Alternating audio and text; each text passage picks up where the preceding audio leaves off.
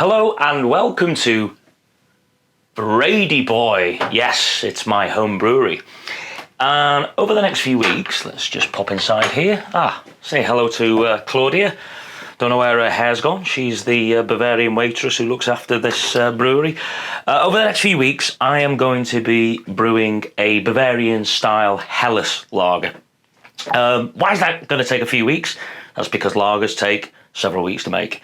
Once you've made the wort, all the fermentables, you then transfer it to a fermenter, and it's the fermentation process where all the yeast is added, and that eats the sugar and creates alcohol and CO2. That takes several weeks for a lager. So all my cheese making gear here, that's a different episode though. So anyway, let me have a sit down for a second. Oh look, Trappist Westvleteren from Belgium. So yeah, I'm going to be making this gradually over the next few weeks. I'll start with the brew day, then we'll move on to fermentation, and then obviously I haven't decided whether I'm going to bottle or keg. You know, I've got a keg and whatnot there, and I've got loads of bottles, but we'll decide on all that. So anyway, before I go through the process that will follow, I'm obviously going into much more detail in the video itself. We will start with using the Pilsner malts. So we're going to use German Pilsner malts as the base, and that's where we'll get most of those fermentable sugars from. And then to add character, flavour profiles, body and colour, we'll introduce Munich malt. That'll give it a bit more of an amber colour.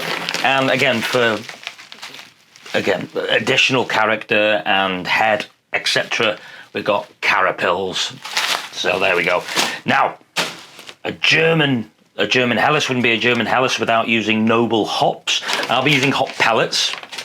So good old Hallertauer Mittelfrüh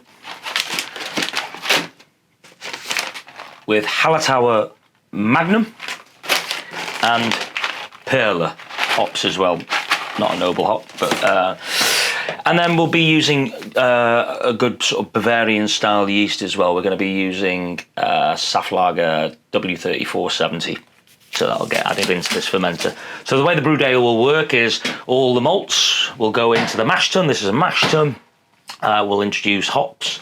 We'll boil out in here as well, and once we've boiled, this whole process will take a few hours. We will then transfer to this conical fermenter, and at that point we introduce the yeast, and that's when the process of fermentation starts to take place. Now I am excited because I've just invested in a glycol chiller, and that is enabling me to make lager for the first time, because usually I've made Belgian style ales, you ferment those at room temperature, but this will enable me to cold crash the beer and keep the temperatures as close to 0 degrees over a few weeks. That's how you lager, and it'll give the beer the right kind of clarity and character. So that'll take a few weeks. So yes, and we'll monitor the process. Hopefully I don't cock it up. Shouldn't do, but you never know.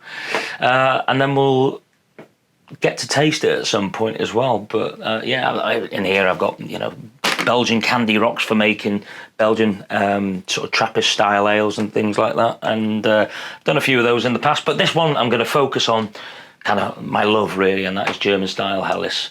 So yes, I'll get that going over the next week or two. It'll take several weeks, and if you're interested in making a similar beer, I'll possibly share the ingredients and the recipe that I use for this.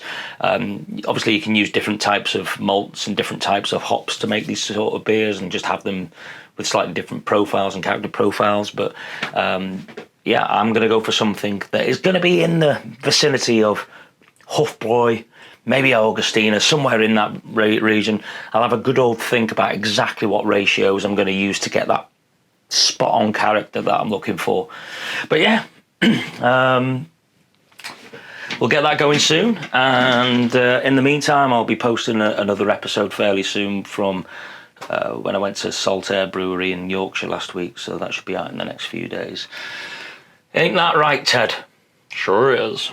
Right, okay, so Neuschwanstein Castle, Hofbräuhaus, Munich, in excess, bold Claudia. Yes, anyway, stay tuned for Brewing Insights.